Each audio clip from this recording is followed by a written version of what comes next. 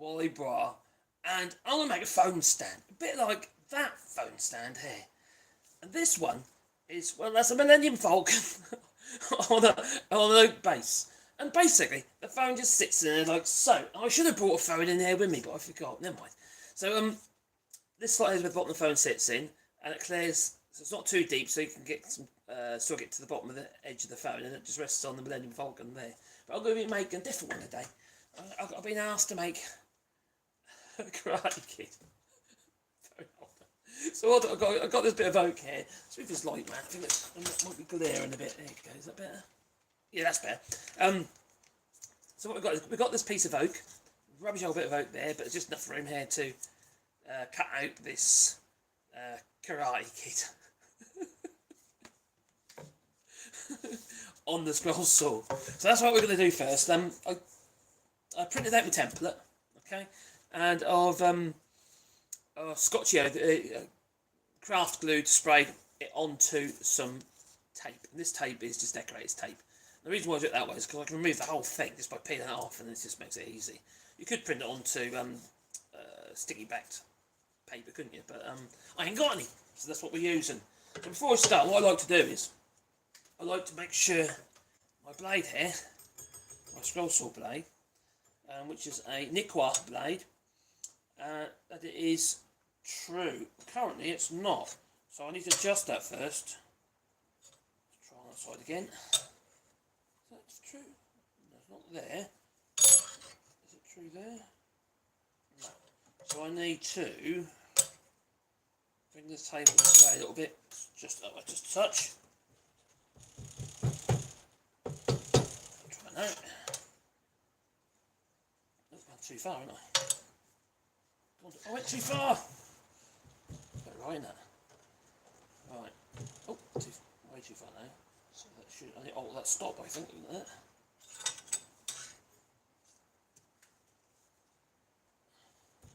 That's it. That's it. That is good. Tighten it up. Right. Ah. Wow. Hopefully I won't chop his legs off. So we're going to start on this end here, but before I do, I'm going to put a bit of wax on it. It's literally just wax the top. And what that does is, it helps lubricate the blade. So as the blade goes up and down, it'll take a little bit of wax with it. And because I'm cutting oak here, you see, it can get, get a bit warm around the blade. If the blade gets too hot, the scroll saw blade gets too hot, it'll just break. It'll just snap and break. So that won't be much good. I think that light is too much there now. Look at the state of that. I'm so bright. That's live for you, It's warts and all it is. Anyway, let's turn her on. Put the on button. There it is, done it. Okay, we're on. And now I've got the blowers now working, which is a little thing here. Okay, which is basically attached to a fish pump blower over there. And this particular scroll saw is a Craftsman 22 inches. Quite old. It's probably 1980s or something like that. And when I got it, it was in a hell of a state. So I had to completely clean up and refurbish it and what have you. And it's a good little tool now. The only thing I'm not too keen about with this particular scroll saw is the blade clamps, but that's quite typical, to be honest. I'd like quick release. So much easier. Like Pegasus or something. Is it Pegasus? Or is it Pegasus? Tighten. That's better.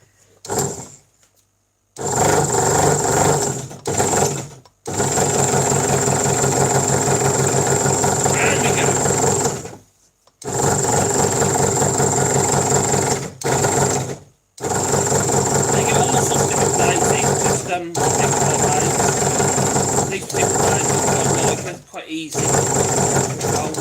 Now, regardless of design, I'm going sort of a bit artistic license because I want to create a bit more strength in certain areas, so I'll go heavier if I need to.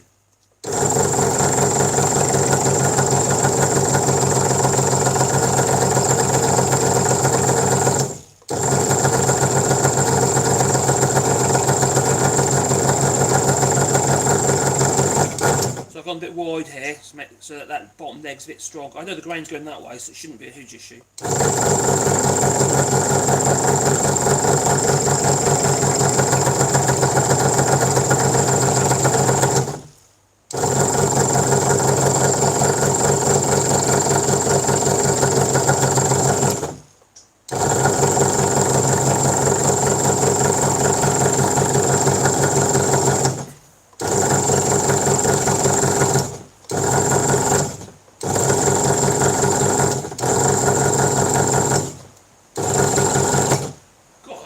coming down, outside it is. Hopefully it's not come down inside.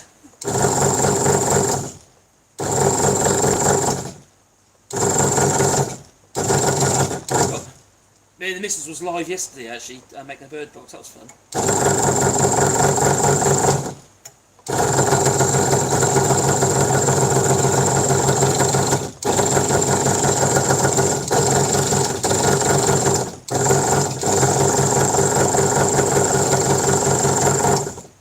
Currently, I think there's like sneaky suspicion that this blade isn't set true from clamp to clamp. It isn't as controllable as it normally is. It's tight enough? Yeah, it's definitely tight enough. Oh, is that a C?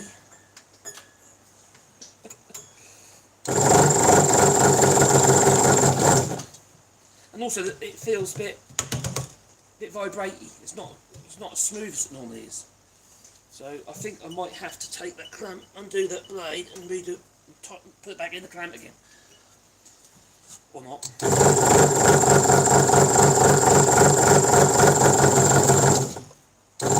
Hello, who's Zebediah Thomas and Joe Lefty Boater. Hope you're well. Just do a bit of scroll sawing, all right? Make the Karate Kid.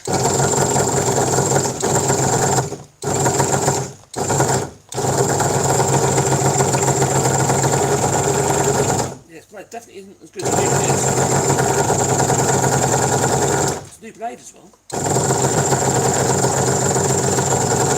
Now there are other blades you can use. These ones here are called spiral blades. They're kind of thin material. But the thing about these ones is you can actually keep your workpiece straight, and you can literally just move it in any direction without having to twist it around, because it cuts on all faces. You see, because in fact it's like a rasp, like a rat tail rasp, I suppose. They're pretty awful things to use though, I hate them, so I don't tend to use them.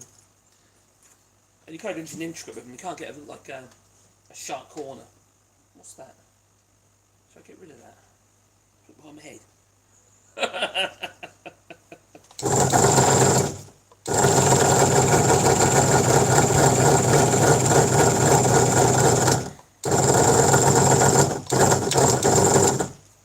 Now, when you've got sharp corners like this, if they're external, you can just take it around as a loop and come back round on yourself. Internal, you can't do that. You either have to come back from the other direction, or you just got to spin it around.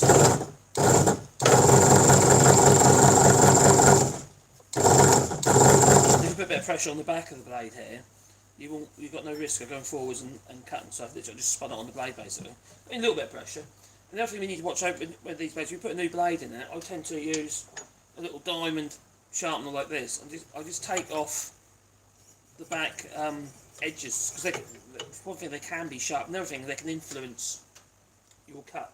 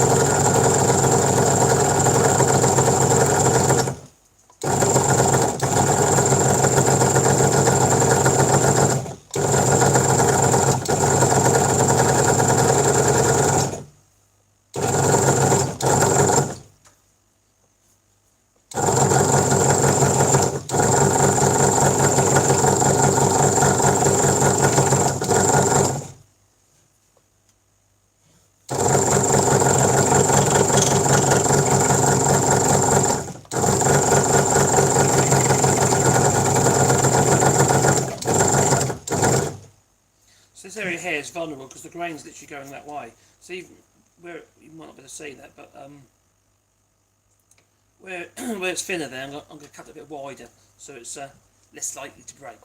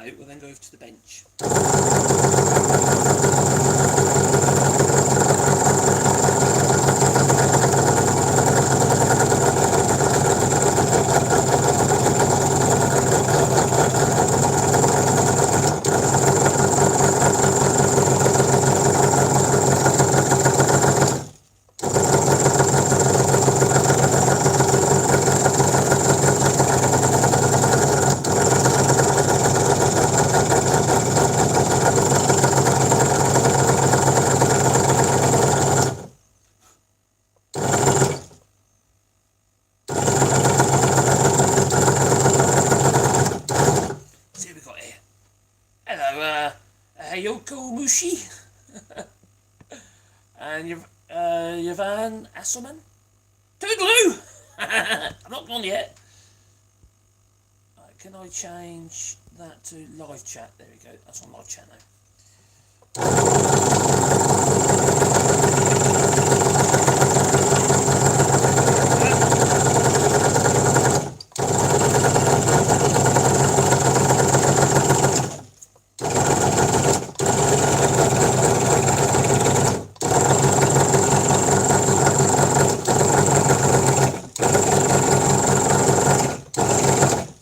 Same here, I'm going to go a bit wider here because the grain is going sort of in that sort of direction.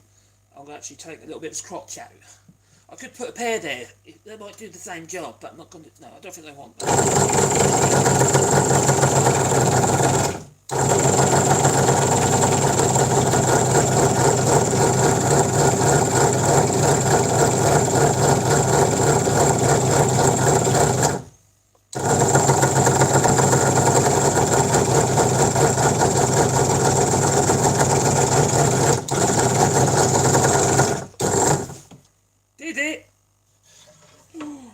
If the blade is set up right, I don't think it is because it's vibrating more than it should do. But if it travels, you know, when you're doing your scroll saw work and it's and your piece can enter and exit from both directions, actually this can. So I think it's absolutely fine. So that means that your blade is vertical. It's plumb to this table. So otherwise you won't be able to do that. No. It only want to come out one direction, you see, because effectively you've got a tapered cut. So that's off. That's done there. Right? And the reason why I do it, oh look, now you get the idea. So instead of him, it's going to be him, kind of thing. Yeah, I prefer that one personally, but that's me. Yeah. Right. Now, most of the cut actually looks quite good. I'm quite surprised because it's definitely vibrating too much. And I'm looking at the bottom here. So it really surprised me because I'm looking at that clearly. At the moment, the blade is not plumb from that or in line with that clamp or the clamp below, because I don't know if you can see that. Let's bring over so you can see a bit better. It's literally going sideways, like oscillation that's doing.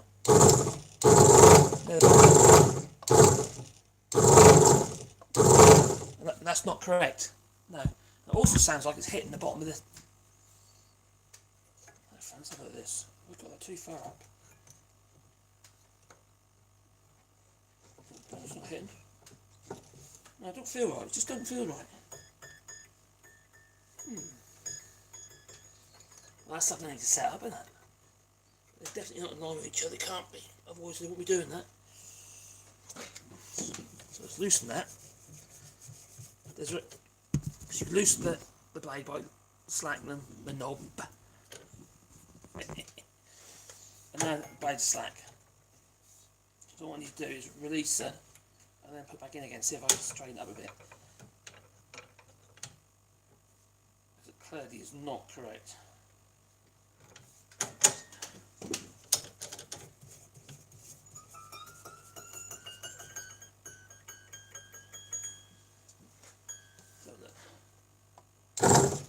Still doing it.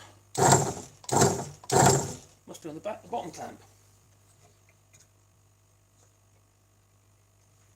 Must be bottom clamp. Because if that isn't perpendicular with this edge here, it would be pulling at an angle. And then what you're doing is effectively altering your centre of where the pressure is, the centre of gravity of an aeroplane. So it's resting. The blade clamp rests just on a little groove at this end, which you probably can't see very well. That rests on a little groove on the end of the arm, and if that groove isn't in line with the blade, effectively you're going to be trying to pull the blade out of alignment, which clearly isn't going to help. No. Anyway, let's turn that off. Let's go to the bench. Off to the bench. You've got to move that light as well. Blimey, these things are sent to try you. Oh, anyone doing crafts? As a little bit of a side hustle in the UK, and they find themselves potentially, if they're taking the monies into the bank, found out. They could be even doing car boots and stuff now, so you know, it can be a bit tricky for people. So you just got to pay taxes. Oh dear. Right, bring it down here. Right, across there. And then I'm just going to grab that light.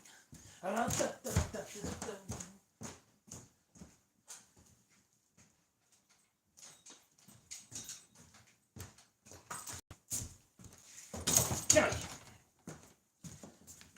Plug the light in. Okay, light's plugged in. And there's the back. So yeah, that's the base. Well, that's going to be the base anyway. There's a little oak block. That's all it is, literally. And we've got to route a cove in there for the phone to sit in. Which I should, like I said, I should have brought a phone in. But you'll get the gist.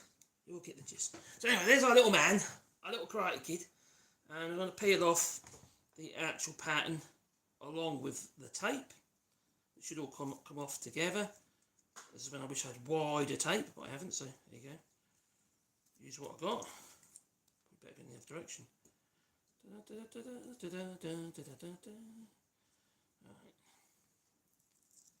There we go. Yeah, in the UK they're going to be, all my money's in there in France, but if you're in the UK, because it all happens there in France, to be honest, any money goes into the bank now can be, they're going to be targeting side hustles. So people who earn a bit of money on the side and what have you. So if you need to get yourself registered as a business, if it's over, if you're taking more than £1,000 a year, you need to make sure that you are a registered business, or you could get fined. If it's under 1,000, you still got to pay tax on it, but you can do that on your self-assessment each year. And even if you go to the car boot and sell through clothes and what have you, and somebody, so let's say for 70 pays, you've been paid a certain amount of checks or something that way, well then you still got to pay, obviously, it's an income, isn't it? It's a wage actually, or you run a business. I need a chair.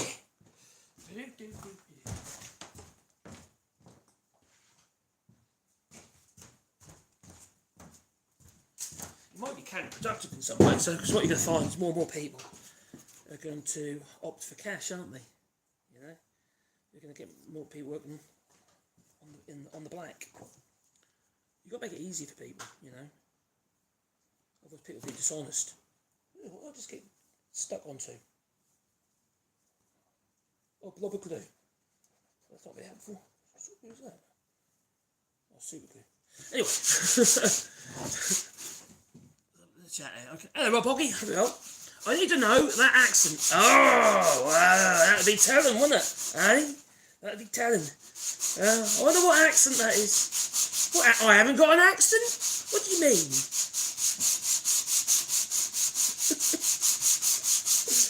It's Norfolk. From Norfolk. East of England.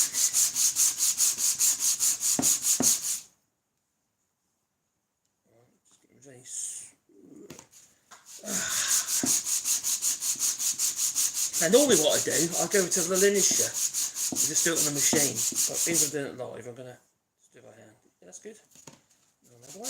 Now this is my little sanding pad. That's simple.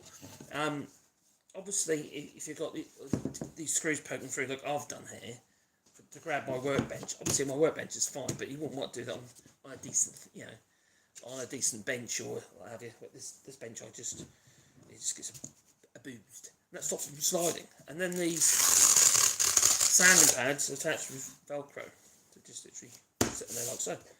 Works, You see, the thing is, these self-adhesive discs, to start, they're usually reasonable quality, so they're designed to go on the machine, but also, they're cheap. Very cheap. And it works. You see? It works. It's doing the job. And you can put any old paper on there if you want, you could put old grey stuff on there, or aluminium oxide, whatever you want to do. You can wet and dry if you like, as long as it's got a Velcro on the back. If it hasn't, you could just use some double-sided tape and stick some on. Whatever, I suppose. Oh, there's the motion. Gotta do the motion. Oh, blimey, here we go. Blimey. God, it taught me everything I know. Right. So, and then I'll just sort of take off the arises with a little bit of You can't do this with a router because you've got all these little narrow areas and you can't get a router in there, so you have to do it literally manually. But just take the arrowers off, so when I put a finish on there, it doesn't just chip off the corners. And also it takes off any burrs that I've created. The thing with the scroll saw though, you don't really get much in the way of burrs. You just, you know, it's literally a cut. There's a little bit of burr there, you know. A bit of tear out, I suppose. Hardly anything. Now, there are tools you can get for this job, you know, like a flapper wheel, an abrasive flapper wheel that you can put in a drill, or a slow bench grinder, and you can literally just flap it, you know, across the flapper wheel, and that'll just take off all the little, all these little arrowses and that, make them all smooth and lovely. All smooth and lovely. Right, it's just there. There. Okay. God, when has this rain got to let up? I never noticed it's rain. Yeah, last year we got hardly any. This year it doesn't seem to want to stop.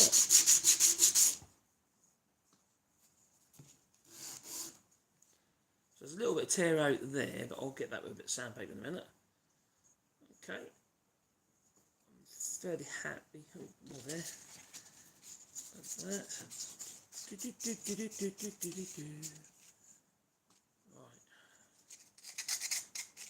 So generally what I do is I put either sand sealer or a coat of lacquer. Let that dry, don't take long.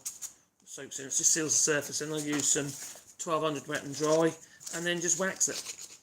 Just wax, and it works. You get quite a nice finish that way. 3 coats of wax. It's quick, it's easy, and when you've got a damp environment, you haven't got the worry of it take absolutely ages. Obviously, solvent finishes will take too long unless it's an alcohol-based or or an acetone-based solvent. But you know, if you're talking about varnish, it'll take absolutely ages to dry in the wet, and people tend to use it these days anyway, don't they? So much. Do vengeance totally well. Oh, watch the self here, Jesus, all this dust. Oh, I think that's a little bit there. The thing is that 90 degrees, there can be actually angle there. It can actually be quite sharp if you're not careful. So you do want to get rid of it if you can. And like I say, the finish won't take to it. It'll literally come back from the angle, from that sharp angle. It won't be very good. Good, that's good. That's all right. Oh, a bit more on that one. Easy to miss it, you know. What you've got to do. Like that. Anyone who's just come onto the stream wondering what I'm doing, I'm making a phone holder. So simple. Really, really simple. There could be absolutely anything. The main thing is obviously this bit here, is the block, this little block here, which is going to have a cove put in there. I'm going to do it with a router, but you haven't got to do it with a router. You could literally fix a little, let's say a contrasting piece of wood along there for it to sit against. But I'm going to be just using the cove bit along there and just put a cove in there. And then effectively we'll then be attaching our little little karate kid onto there. You've got to watch this angle here. This is what you've got to be careful of. That there's enough angle from there to the cove. As people use the phone, the phone is just going to flop forwards. So and how I fix that, I'll show you later. I'll show you in a moment. Yeah. But first of all, let's go and put the cove on here. Let's go to the router over there. I'll probably do a sharpening a bit. That's what it's going to have to do. Right, I've actually rigged up a trained T4 router in a little table, and that's what I use to create the cove. And it's at the right distance, you see. Just there. Oh, there it is. I've got the fire on. Let me show you. Oh, what is this fire under? I can feel the heat coming off it. Oh, I'm going to need to put some wood in there in a minute. Some off cuts. Back there, you. Made out of old wheels, that is. Made out of old wheels, like wheel rims. Looks like a minion. A steampunk minion. Anyway, so that is the row I'm going to be using underneath here, and it is a little trend. I just bodged up a little fence and top to actually just so I can do these phone holders. Make it easy, you see. Right, I've got to choose what face I'm going to be doing it on. It's that face, which is the best grain. Probably that one. Hopefully, hopefully I won't get any breakout, but you can get breakout here on when you exit. So it should be at the right height and distance, which it is. Okay, let's go for it.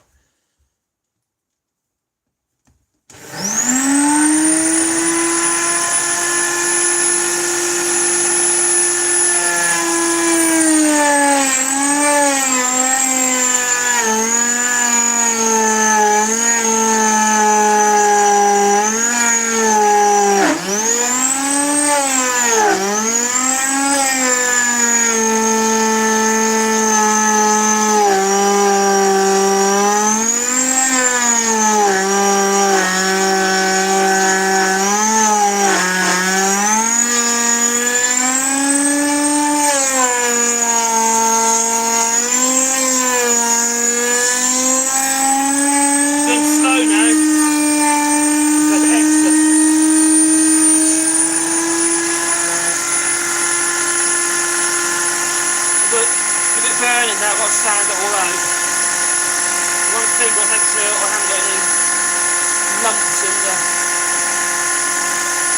actual mode, that's fine.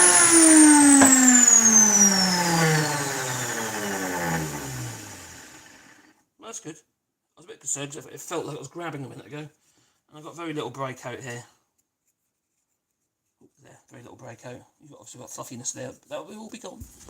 We will get rid of that. That definitely needs sharpening though.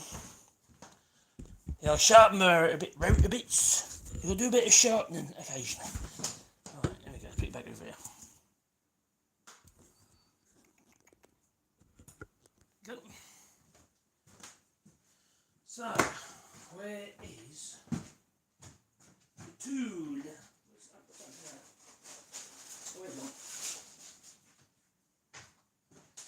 Here's what I made earlier.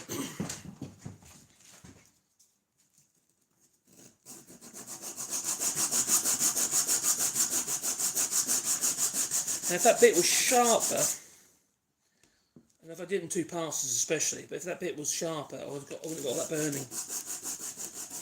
What I used to do actually, I used to paint that bit out. Yeah, just put a bit of paint along that slot where I've burnt it. Make it part of it, but it looked a bit naff, so I stopped doing it. Just got to sand it. Just go for it, you know. Just got to do it, haven't you?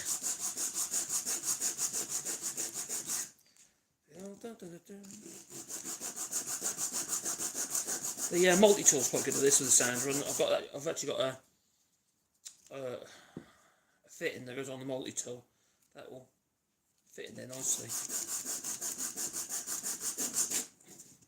At the moment I'm just using one of the dominoes from my domino dowler with a piece of sandpaper glued around it. Maybe sort of off, I just put no bit on, because obviously when you concentrate, it feels a lot smoother now. Just got to get rid of the blackness. It's doing the job. I normally batch these. I sell these things on Etsy generally. I don't do so much Etsy these days because I think the places are calm.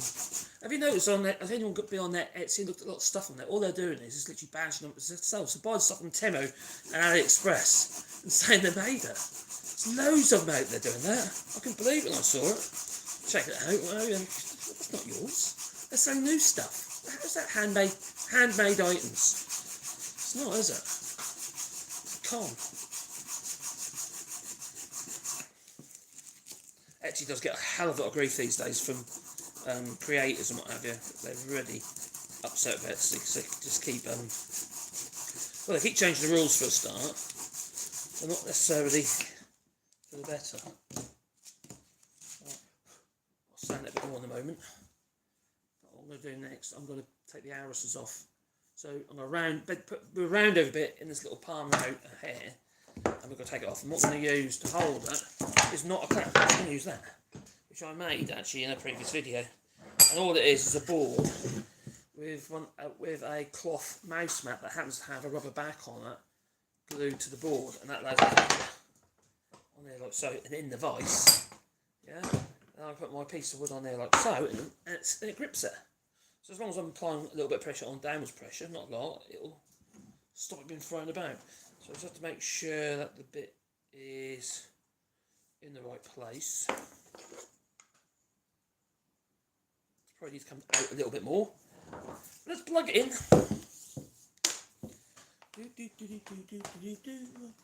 Oh, there we go.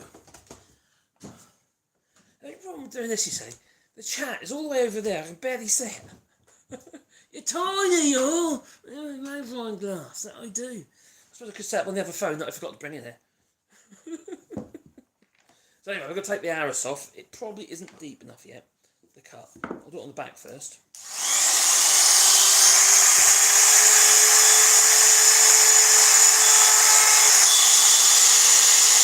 That's right. I'm spitting out a little bit of oil at the moment because I've just oiled the little bearing a little bit freeing up. Just keep it, because the bearing was so tiny on this bit. It's travelling at pretty high RPM and they burn out, so you need to lubricate them. But that is actually that little round there. I'm quite happy with that. So we'll carry on. Now you do the end grain first, because if you do get any breakout, you can remove the breakout with the long grain.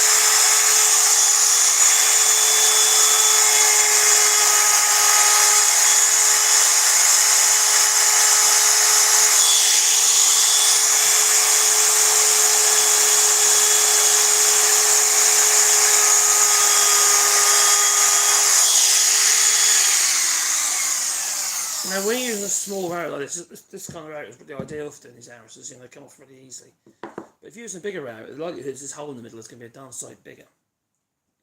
Whereas that's a problem, is when you come there close to the corners, you could fall into the hole, and then the rotor bit will take a big chunk out of your work. So even with this one, you've got to bear it in mind, because you've got this narrow area on the front there, which effectively, when you bring it across, you could fall into the hole. So you just got to be conscious of that all the time as you're taking it across the actual, passing it across your workpiece. But that's fine, it did it. Got a little bit of breakout just there. We can sort that.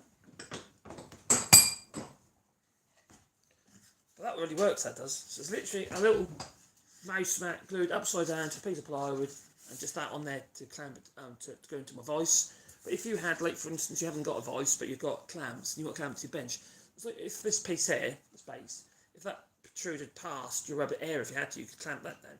Do it on both sides if you wanted to. It works, it works. I like it when it works. I like when that comes together. So then a little bit more sanding. Oh dear, I'm going to take it around like so. Like I said, I normally do this on the limb machine, usually I do this on the machine, it's very quick. There we go. Back again.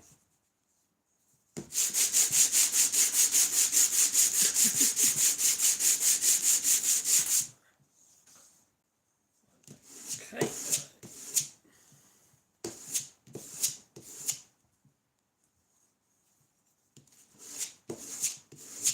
There we are. I don't think YouTube's put me in the feed. It's got 9 people there at the moment. Okay. And me and Demis, we're going to be baking the cake. She's going to show me how to bake the cake, and we'll do that live. It's probably going to be a lemon drizzle.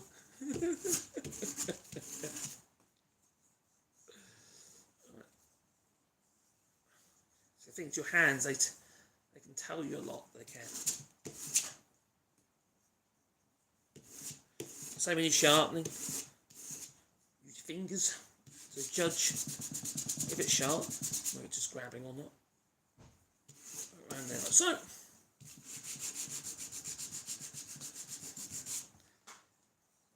Good.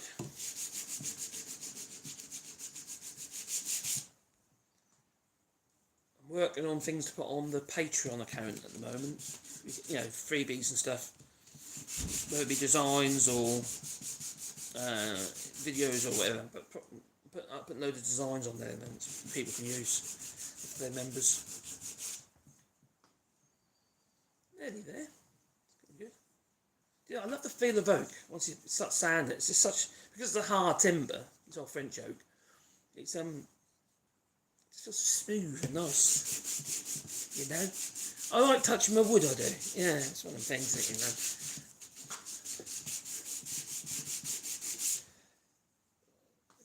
in there as well, because even though that hasn't been touched with the cutter, I can see two little shiny areas. I don't know if you can see that or not, and that's literally where the bearing has been rubbing up against the end of a wood. Let's just want to take that off so it just show up, and on that side as well. Only on the end grain though. The long grain looks okay.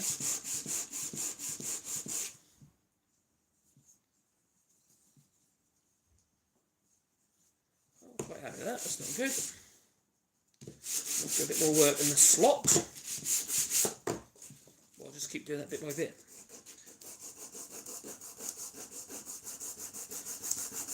Okay, let's get in there.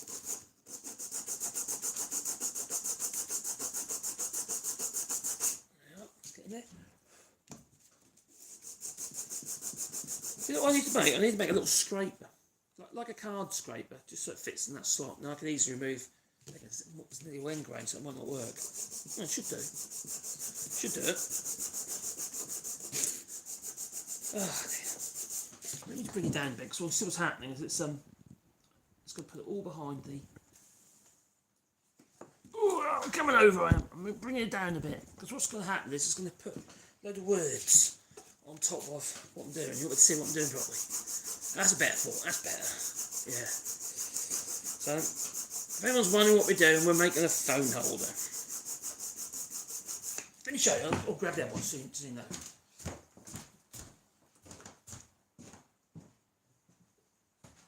Oh, I forgot the coffee. It's getting cold. Oh, it's cold. I know I'm not a Capricorn. So I made one of those. So effectively the phone was sitting there like that, so to speak. Now, I should have brought a phone in so I show you a spare phone, but I didn't. So basically it's going to sit on there like that, yeah, in that slot against, in this case, Karate Kid. I'm doing it all by hand, so that's the burning I want to get rid of from the router. The burning comes if your bit is not obviously sharp enough, but also if you slow down. So as you're passing it over the router bit or the router over your workpiece, if you slow down, you're giving it a chance to, you know, create heat. But when it's more apparent when you do an end grain, such as in that slot there. So you just have to get rid of it, you know, or make sure your bit is incredibly sharp. That's usually a good idea, and that one isn't. You know, small bits are quite hard to get sharp anyway. You know, some people just chuck them and get another one. Do you know what? Throwing things away just feels wrong when it can just be sharpened. You know, we live in this throwaway world already, don't we? You know, it's kind of it's a bit nuts really what we're willing to chuck away when it's perfectly serviceable. And it seems to be a habit. It didn't used to be like that. People used to reuse, didn't they? You know.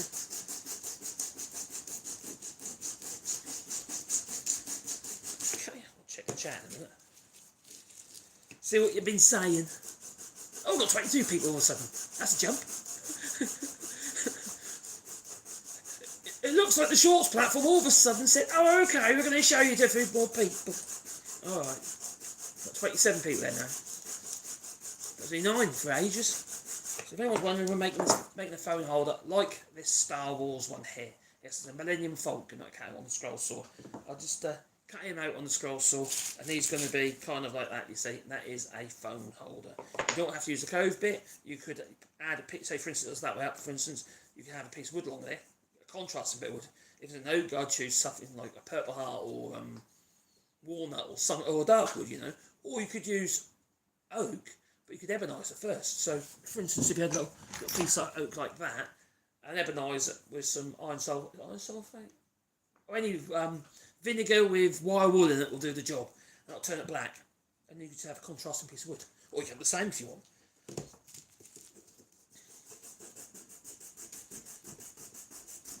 Same colour. That's your thing. I can't work out if I look dark or if it's just my phone. You know, in light saving mode. It looks quite dark for me. Right. Well, a little bit more just there, and then I'll say that'll do. The thing is, when you fix anything like this together, like for instance, little legs and stuff like that, it's vulnerable. You know, anywhere where there's cross grain, it's vulnerable. This one's actually quite a solid one, to be fair. I can't see any problems with this because the grain on this one's coming up the leg, which is correct. The only vulnerable places is potentially there, but that isn't that vulnerable because it's quite chunky, so it's pretty strong. But some, that's okay. Oh, cheers, buddy. I've got a super chat. Yeah, if you want to bung us a bit. Help me keep the old channel going. Cheers, buddy. That's the thing about YouTube, and that is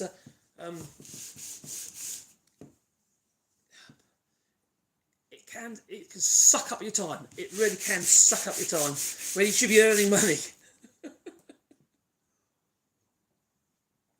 So they can be a big YouTuber, those geezers, you know, because they, I don't know, all asses like to show a bit of titty and stuff, and while they're doing a bit of woodworking, you know, they clearly are raking it in. God, I feel so, I love, it feels so smooth and soft, even though it's hard. Yeah, I'm quite happy with that now. A bit more there, I think, just a little bit.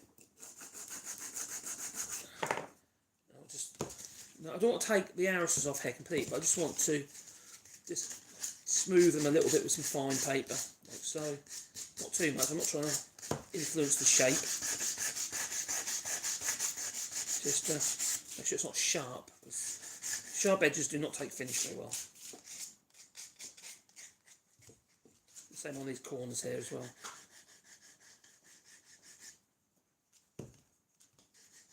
They can be quite sharp if you're not careful.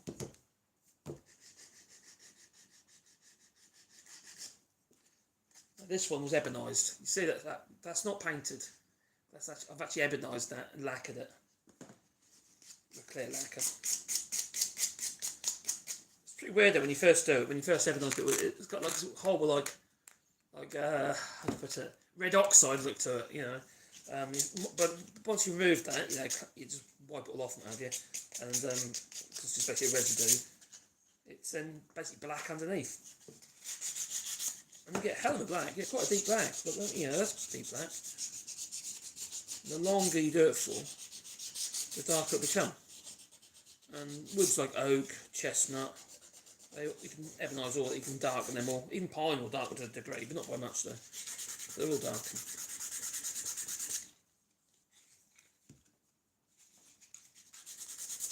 Show that smooth. Try to get the shiny bits off. That's alright. Check it.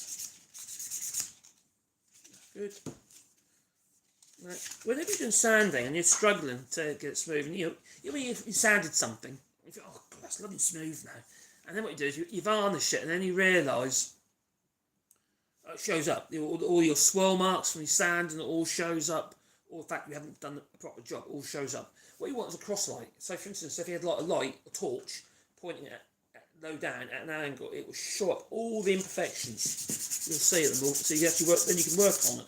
Like I can just see there's an old planer mark. This is obviously originally gone through the thicknesser. I can see there's a planer mark there. It's got a little ridge in it, very very slight. So I'll just get rid of it.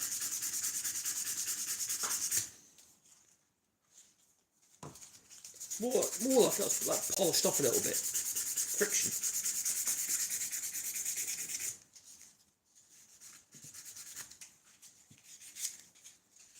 Right.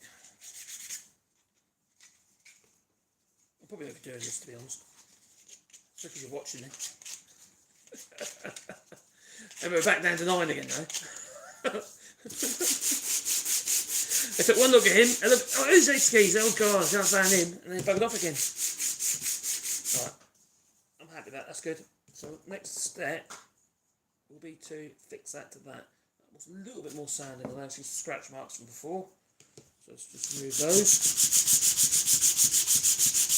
Because if you sand the side again, you might have to take the arrows off again in those areas. Pretty close. Something what I do is when I do the ebonising, I'll actually get a bit of relief with fine paper. So, like for instance, all these arrows and stuff like that, and I'll make it so the wood shows through. It makes it look more like ebonised instead of actually painted. Because if you're not careful, the wood just look like it's painted black. Tommy lacquered it and stuff. That's what you're going to do. Obviously, if you're going to oil it though, you won't have that problem. Yeah, I'm fairly comfortable with that. So whenever you're using a scroll saw, and if you've got internals, like this one here, I've actually run the saw behind the fingers.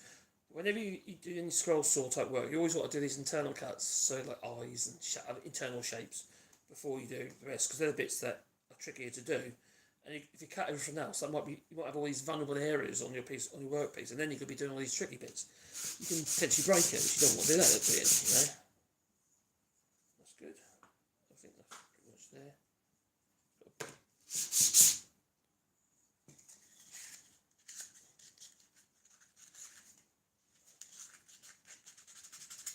Right, like so. Alright. Now, I should have brought the phone in because I'd use that as my guide to get the right angle. A bit of plywood will do. Can I find a bit of plywood?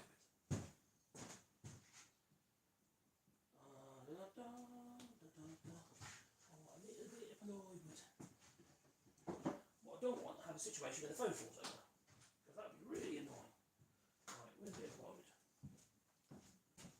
Me and this has been clearing up, so everything's like half hidden now. Can't find anything. That'll do. Not exactly a bit of plywood, but it will, because it's a bit hardboard. So that'll do, just to get me angle. So I've got some idea where that wants to go. That's pretty good like that, I think. Yeah, maybe a bit further back there. Right, so I'll just grab a pencil so I've got an idea. Rattle as well, a pencil. A pencil and a square. Now, the fix, I've got to make sure it goes up the leg. Let me do that. So what we'll do is we'll actually put a dowel in it. There. Right.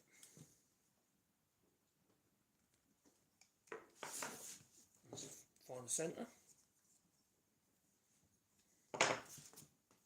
Yes, you could measure it, or you could just go from each side and then split the difference. Which is exactly where I put my little pin. Okay. So how's that? How's that looking there? I'm quite comfortable with that. I think that's okay. So I'm going to drill him first in the vise. Luckily he isn't too vulnerable. I normally just do a jig in the pillar drill, so I'm going to do it freehand. Probably needs to be on the wonk. More than likely. Right, so we've got some little dowels and stuff here. That's what we're going to use and to fix it on with. And I'm going to be using a little, do that one, screwed on. A little 6mm dowel, which is plenty big enough. And we'll use a 6mm point to mark exactly where it's going to go. To be honest, that's not even necessary, because this is not even necessary because I'm only using one, and it's pretty obvious where it's got to go. So it's not really necessary. So I need my drill, or a drill. So I'm doing cross grain. I need some more. So these are brad point bits, yeah, and these all pass their best, and they're not easy to sharpen. So I could do with actually getting some more. So I'm going to use these cobalt drill bits. And I need to look down on the drill to make sure it's plumb. There's not enough room there to put anything to make sure it's square.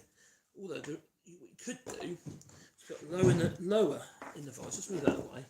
See, if I put that lower in the vise, I may be able to use the vise as a guide to keep it square.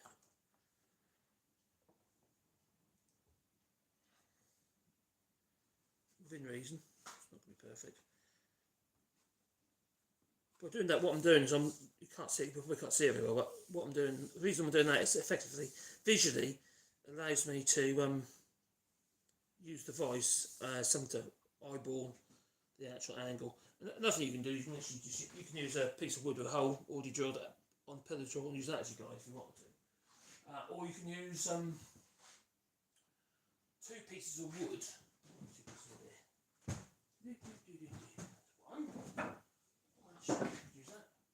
Or lighter, like so. So you get to use that as a way of making sure the drill bit's going in through. So you put it into the corner here like so. Providing your rubber can say that should be plumb. But what to do that, I need to make sure that is in line with the bench and not the vise. So my vise is hanging a bit low there.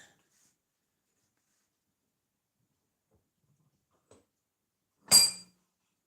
Right, so I want it in line there to there. It moved. I won't squeeze it too tight because I could break it.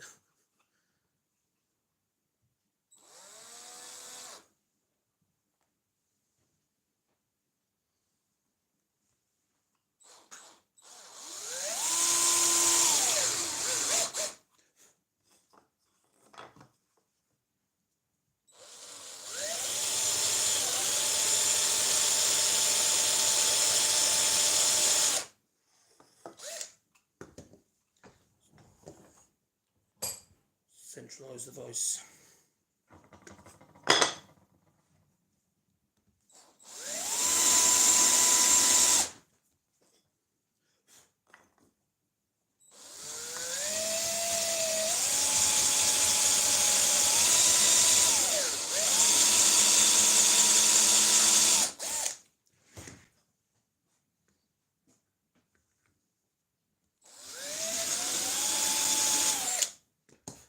That's it. So you could use one of these pins, which are on the bench here somewhere, just knock it off.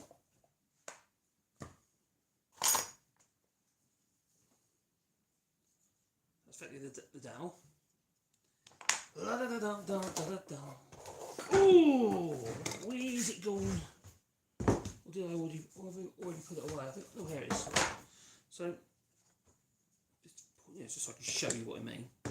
What you can do is you say, if for instance you want to do doweling, okay, point to point is easy, it's obvious where it's got to go, but if you've got to line up, so a joint for instance, if you use these little pins, marker pins, one goes in there like so, and then you can literally use that to mark the other, where the other hole's got to go, and you can drill that and that'll be exactly where you want it to be.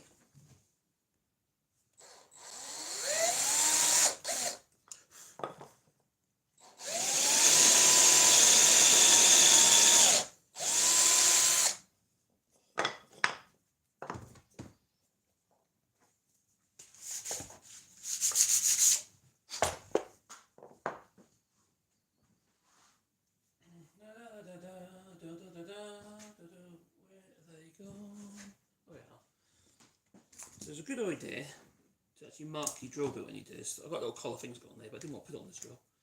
And if not, you need to know how deep the hole is. And that one is 15mm. These are 30mm long, you see. Yeah, they're 30mm. So that's halfway. So as long as I've got at least halfway in there, does it go to the bottom? Which it does. That is definitely deep enough. So that's not an issue. Now you could use activator on here if you're going to use super glue, or you use PVA. Don't really matter, you didn't use it. But I'm going to use super glue. But I'm not going to use activator. Because I want to make sure I've got a bit of adjustment left. Otherwise it'll go rock hard in about 10 seconds and I won't be able to adjust it. Make sure, do my little tiny square, make sure it's square with that.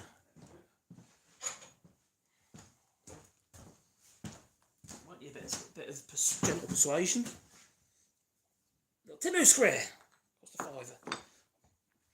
Didn't like it at first, and I actually found something useless for, especially with the scroll saw. It's ideal for the scroll saw, but I think what I'm going to do is, the measurements on there do nothing, they're pointless. But what I'm going to do is I'm going to get some little tiny 4mm magnets and sink them into that face. Just 2 of them, one there and one there. And then it'll stick to my cast iron table. So when I'm setting the blade up, I ain't got to worry about making sure that's been held down to the table and the hands are free. So that's what I'm going to do with that. So I'm going to modify it. That's my plan. Honest. One day I'll get to do it. So we've got our little dowel here. And I'm going to put a little bit of, hopefully it is in line. It'll be really annoying if it isn't. And I'm going to put up his anus. Oh yeah, in the bottom of his foot. There you go. That looks okay. Alright. That's good. And make sure that is deep enough. That is double check. You can dry run it if you want. Like so. That's good. Oh, come at that one first. Didn't want that to happen. That was silly. Hey boys! So if I activate, it takes a while to go off. Not that long, but longer to go off. So let's put that back in. There, and now put a bit in there.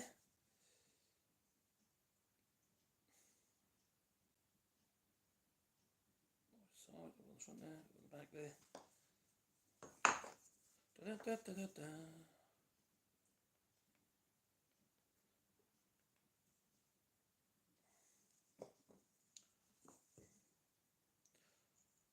And the side glue, cyanoacrylate, like super glue, I suppose I'd call it. It's actually quite good on end grain. That's why it's quite handy on doing miters. Right, so that's pretty good.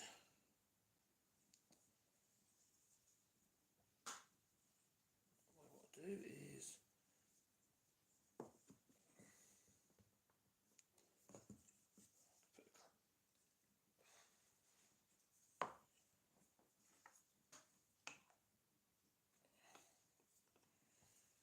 quite square there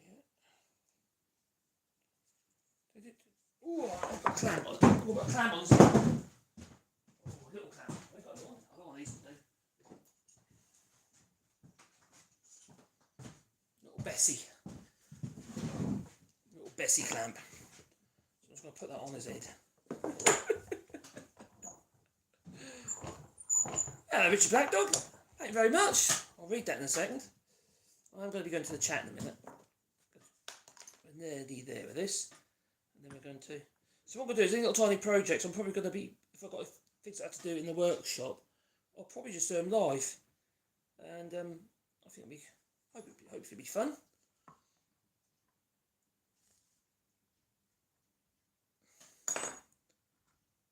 I'll just leave that to go off now.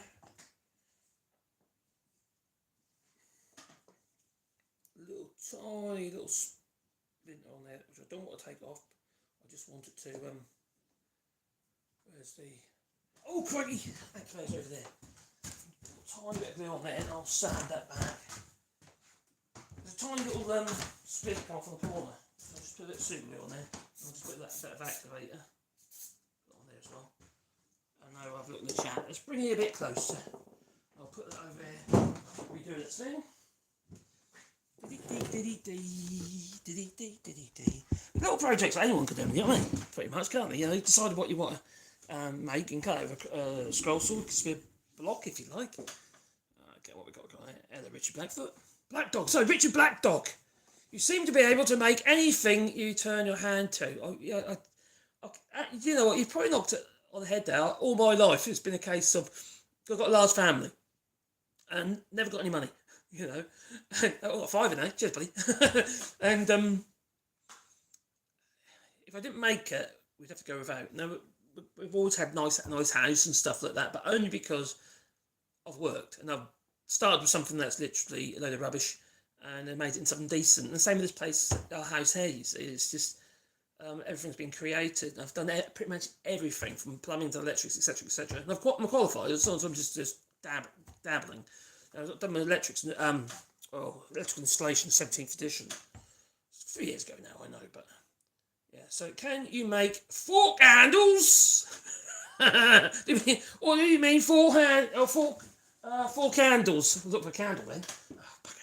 Oh, can you make 4 candles? There we go. Oh god, love that scene. That was brilliant. 4 candles? No, 4 handles. 4 candles. Was it 4 candles? 4 handles. 4 candles. 4 hands. 4 candles. Blimey. Hospital had a cockroach infestation when I was there. In the UK? Blimey. That's pretty horrendous.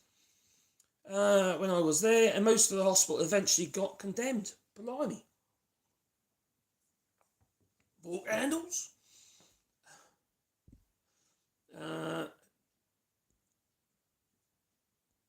You got a problem with one hearing as well, Anstarm care. Blimey. I've got to go to the hospital tomorrow for checkups. They'll ticker. See the ticker consultant tomorrow, you know. And then on Wednesday I've got to do a stress test, so I'll put them on the running machine. I've had all the blood tests and stuff, they all come back clear, so that's good. Apart from my cholesterol's a little bit on the high side, only just on the high side, so it's horrendous. Worked in a hospital in 1983 to 85. No air conditioning, just piles of cleaners constantly cleaning. A very old hospital. Now, in Norwich, for instance, we had the Norwich Hospital, and then that basically got sold off for housing and what have you, and apart from the Jenny Lynn Children's Hospital. And then they built a new one called the University Hospital, using a PFI scheme, which wasn't great. It's a good hospital, but it's that's been under measures because of that virus that was there. Not COVID, that other one. I can't remember, MSI or something. MSRI or something. I don't know. There must be them filters everywhere. Forgot that what they're called now. Standard, like in the Dyson. Oh, you're talking about filters. Oh, well, you're talking about the cyclonic filters. So I've got a cyclone over there. I want to make a cyclone fit onto my dust extraction system instead of the bag filters, which are pretty rubbish really, aren't they? But the cyclone makes so much sense. So effectively what I've got over here is that tub on the wall there. On top of that is this, like an ice cream cone. The vacuum is created by a vacuum cleaner, a pneumatic vacuum cleaner that happens to be in the barn next door. And then it goes fire that boom, what have you, and I'll take the materials and stuff like that. But what you find is the filter in the vacuum itself stays pretty clean, which is pretty good. You know, occasionally you have to clean it off, but you know, very rarely. But yeah, some care must be kind. Here we got here at the moment. We've got 24 people again. Cool. Hello, Maggie. T85. Hi, I'm always wondering what does the toodaloo mean. It's an old way of just saying till seeing you again, a bit like au revoir. You know, it's sort of, I don't know how old it is. It's pretty old. There's no harmony in the UK. It's just people arguing about things. Oh, you've got to be happy, you know. You've got to try and be happy. Otherwise, it's just everyone's obviously miserable, aren't you? And you'll be miserable. Good morning from Florida, hello RG. I hope you're well. In Florida, crikey. Have a good sleep. I need a good sleep, to be honest. What's that? Hey, oh, cheers, Richard Backdog. I just cracked my first complete wooden hinge in oak. Well done. Celebrating with a superior Dunkin' biscuit and a mug of tea. I've got a cold coffee at the moment, so I forgot about it. No, I'm not a Capricorn. Yeah, I've made all sorts of wooden hinges. Wooden butt hinges, wooden hinges with pintles. They're really easy. They're easy, but the butt hinges are quite tricky because you've got to think about your wood choices. So you won't want to do in pine, unless they're big. But here in France, the barn doors basically had wooden hinges originally. They would have a stone on the bottom of the hung stile, the hinge stile, and on the bottom there, there'd be a piece of metal, and it basically sits a little dimple in the stone. And at the top of the door, top of the stile, there would be a what would you call it, a mortise, a tenon on the end, a round tenon that then goes into a round mortise. So basically, it becomes the hinge. The only problem with those doors is they could only open, because our door on one of our barns is exactly the same. It could only open perpendicular. It can't open flat to the wall because it's set within the reveal of the very thick walls of the barn. So it sits out like that. So if you get any high winds and stuff, you can split the top of the stile out. And I had to replace one of the stiles because the doors weren't up when we came here. It was all open. So they were basically on the floor, so I managed to fix them and put them back up again. So they're still there now. I had to reboard them, but the framing is original. And I had to fix the tenon on one of them. I sort of split down the side through the tenon, and then basically with the grain was fold the grain basically.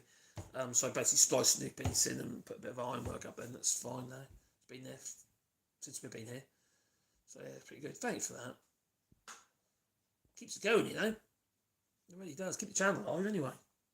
Yeah, wooden hinge. Why not wooden hinge? Depends what you can do with it. I've got wooden hinges in my house. So I think I showed you in the previous video, actually, on one of my shorts, where I've got a little strap hinge with wooden pins, and they've been there 12 years. And there's a cupboard that regularly gets opened and closed. Okay, they're oak, little oak hinges. So basically, you've got a wooden strap. You've got the bit that fixes onto the actual frame, and in there's like a wooden pin. It looks like a large dowel of about 15 millimeters, and it goes into the wooden strap hinge. And the nice thing, they don't squeak or anything like that. Some people think they squeak, but they don't.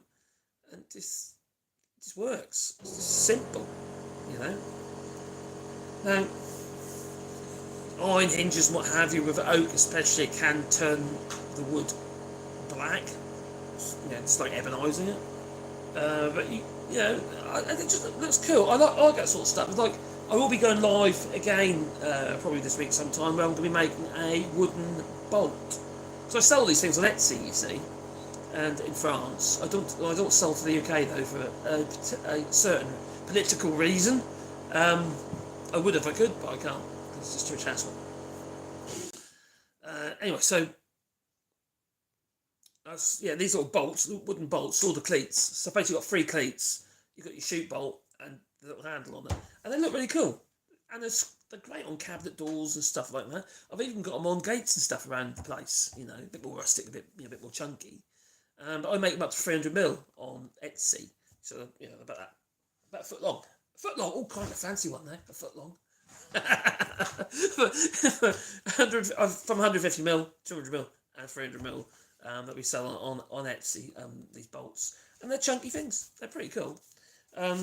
Also sell them on our other website as well. Although what we are going to be doing is we've got the Wallybois.com website, which is in English. See, the thing here in France, the rules basically state that you're supposed to provide languages in French. So what I've done is I've got a French website as well, which don't have so much information on. Because I can speak a little bit of French. I'm not very good at it. I have trouble learning those sort of things. I really struggle with it. And pronunciation I struggle with big time. And I'm always tired. I'm always worn out. I think that's because I go 10 to the dozen all the time. I'm always running around all over the place like a mad thing, and then I just crash. So come 3 o'clock, I'm buggered. I struggle. I really do have a siesta. But that's me. It's been like that most of my life. And also since I've been in France, I'm getting older, and I get tired really quickly and stressed. I do get stressed. So this is, for me, it's actually quite good, things like YouTube and that, because it helps me to kind of, especially this channel, it helps me because sort of not just express myself, but also relax a little bit using, making things, It's just a bit fun. And that's the sort of thing I used to make here. I was making all sorts of things like, got a bit itchy ear. What itchy ear? Windows, doors and stuff like that. Architectural woodwork I was doing here. But most of my customers were English customers, not by choice, just how it happened. And people coming here, buying up properties to renovate. And they'd get in contact with me, and I'd make them windows, doors and stuff like that. And some lovely big doors I was making. I mean, some heavy, solid, 50mm thick oak doors where they go clunk, big rivets in and stuff. They're fantastic looking things. I'm really proud of them. And they're fun to make because they pretty much gave me an idea of what they wanted, and they just said, because they knew what I did. And it's just most cases, they said, just do what you think, So each one's a little bit unique. There's a bit of risk there, the customer won't like it, but it's just, in most cases, pretty much 99% of the time, it was never an issue. So it's just, the thing about woodwork, or any crafts like that, is an escape from the madness that we kind of seem to have placed ourselves into, and just earn a crust, and I think we lost sight of things, really, and I think we lost sight of what's important. And for me, what's important is I want to encourage people to give it a go, just for play. You're going to make mistakes. Stuff you make might be shit. might be a load of crap. The finish might be very good. You might be unhappy with it, but the thing is, you learn something, and that is the key. And I feel that these days, many people don't really want to learn that kind of thing, and they're going to get lost. The skills are going to get lost, and that ability, that association with the materials that you have, with the touch and the feel and that sort of thing. So just through feel, if that's about right, that'll do. That looks right, so it is right, And that is a kind of a time-served skill, and we're losing it. And I think to my father and what have you, what stuff that he used to make over the years, and boat builder, and some of it was fantastic. He had no taste. Don't get me wrong. My dad had no taste whatsoever. But the skills, fantastic quality. It was just phenomenal and innovative. He was very innovative. He used to just think, there's a problem. What is the solution? So he comes up with solutions. He's a problem solver. That's it. He's a problem solver. Well, he was, when he was alive. But I feel a lot of that's getting lost. I might be wrong. Might be just be me. Might be just me. Okay, that should be dry now. So a little bit of final sanding, and then we'll put a coat of lacquer on it. Da-da-da-da. Yes, that's good. That's good. Where's my temporary phone? Oh yeah. Right, let's double check. Everything is good. Set that one there. Take a bit off that corner. I put a little blob of glue on there because there's a little splinter coming. So I want to make sure I glued it back down again. Yeah, nearly there.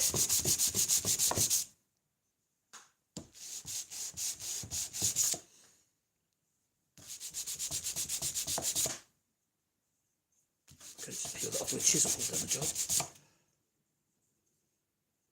Yeah, I'm happy with that.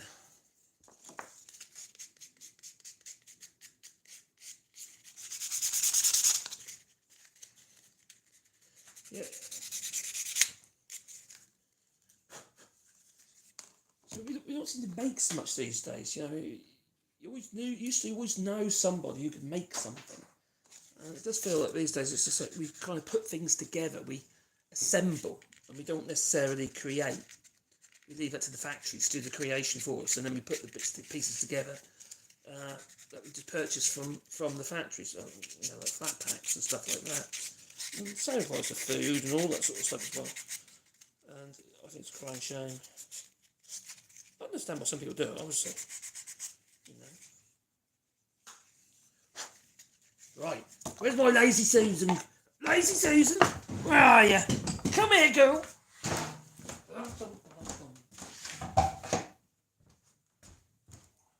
Oh, here's my lazy screws. And, right, put it back over there. I'm just going to put that on there. Make sure there's no dust on it. You can tack rag or anything like that. Yeah. Just tape wrap around your fingers, or you can be like me and just use an airline if we can find it. There it is. Just blow the old dust away.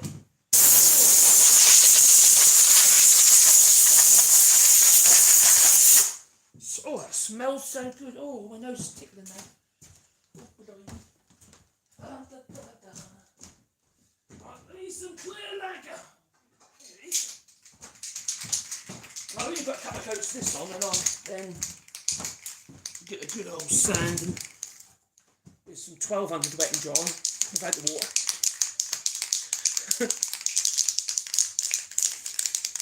But this thing's good. All it is, it's 2 discs that I cut out of chipboard. It's just like, I think it's a bit of an old unit that I had. And it's got the pivot, the hinge or the pivot in the middle here. It's a piece of copper pipe. It just goes into that hole. And these things, right, those are screw caps. You know what you put on the end of your screws when you go on flat packs. You know, so they create the wearing surface. If you get some PTFE stops, they work quite well, obviously. But this works fine. You know, there's some rubbers on the bottom. So I can slide them out. Yeah, that's the job. So I'm going to put that on the end of it, and then I can then give that a coat of this spray. Now it's ready to be wearing a mask. Bad example, aren't I?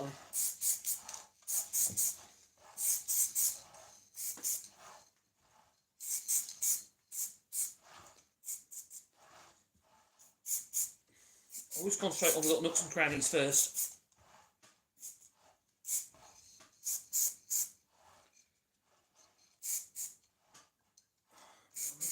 Okay. I do lacquer the bottom as well. I'll do that last. Sometimes do it first, sometimes. I don't put too much on at this stage. I'd rather put lots of thin coats on and build it up than a heavy coat, because the likelihood is if you put a heavy coat on, you know what's going to happen, don't you? It's going to run in it. So that is pretty much it. So there you go. How easy was that to make, you know? I can make these in 20 minutes generally, you know, from scratch. If I batched them, it would be quicker than that, but obviously I'm making the video, so there you are. So that little foot will hold the phone up. Alright, you can obviously make different colours if you want. So symbols, isn't it? Symbols! That is. So I'll check the chat, and then I'm going to say toodaloo. Because I like to do lots of shorter live streams, so I don't confuse matters. Yeah, and then I get more titles as well, don't I? More opportunities to be found. That's what we do. So, into the chat. It's really annoying that the chat is tiny at the bottom. Right. I think it's better if you did it. Hello, Graham Barber. I hope you're well. You know, everyone calls you Jack Black. Jack Noir. Well, like sand jack, like shellfish. You know, crikey, they do. It's gonna get worse, you know, because the more bushy this beard comes out here, you know, the more Jack Black I'm gonna be. But I don't mind, because I tell you what, I love that guy. I think he's absolutely amazing. He's such a creative, and I love people like that, you know. And he's funny. He's funny. And he's it's sort of just fun, squitty kind of humour, and I love squitty humour. It's a bit childish, you know, but it's I just find it a little refreshing, actually, because everyone seems to be, not everyone, I'm actually saying everyone, but lots of people seem a little bit down, don't they? Because there's a lot of things going on around the world and stuff like that. Not happy, are they? You know, understandably so. And I think people like Jack Black just put a smile on people's faces, you know. And it's like when you have these pranks and stuff on TikTok and YouTube Shorts and stuff like that, and it's like, if it makes people happy, you know, put a smile on somebody's face, well then, it ain't wrong, is it? I don't think so. As long as it's not hurting anybody, that's the thing you see. Oh yeah, he looks so cool. He needs a, yeah, what's a sensei? Life is too short to be miserable in it, eh? I think so.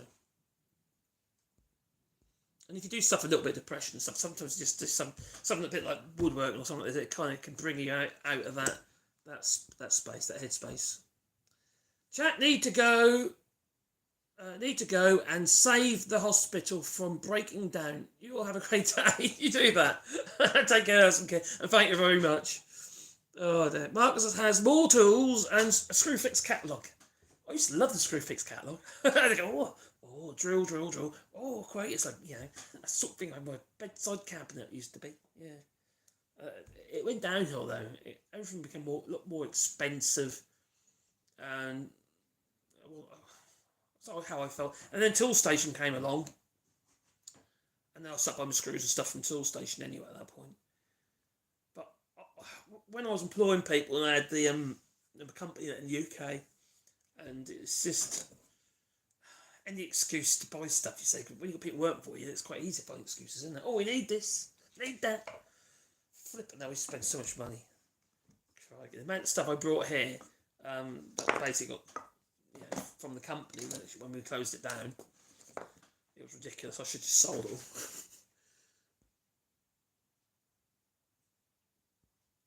all. No, I was. Thank you very much, Richard Black Dog. And thank you very much for the super chats. Much appreciated, it really is. Thank you. So toodaloo to you. And I'm going to be saying toodaloo as well. Just check, make sure I haven't forgot about anybody. Thanks, Alison Care. Cheers, buddy. A Welsh lad, is he? Hey, me? I'm not Welsh. I'm Norfolk, me.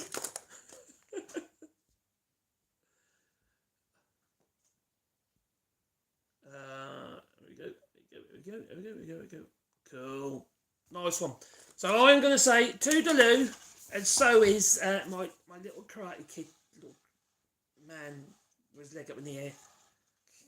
Yeah, kind of thing. And I'll put a couple more coats on there. And then finish him off. So toodaloo, and thanks for joining us. And have a lovely day. Check out my other videos. Oh yeah, by the way, we've got our Patreon, which I'm working on at the moment. And also we've got the website, which is wallybois.com, which I'm also working on at the moment. I'm sort of trying to revive that. There's loads of blogs on there. And also all the videos that I put on this channel ends up on there automatically anyway. What else is on there? All sorts of stuff. Yeah. Anyway, have a lovely day. Toodaloo.